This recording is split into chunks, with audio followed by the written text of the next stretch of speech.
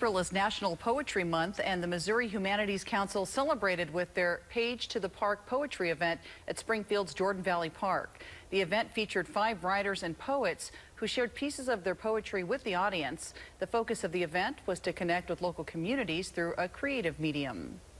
Rather than just having a straight-up discussion on that innovation, we wanted to bring in community creativity to also help people feel more connected to nature.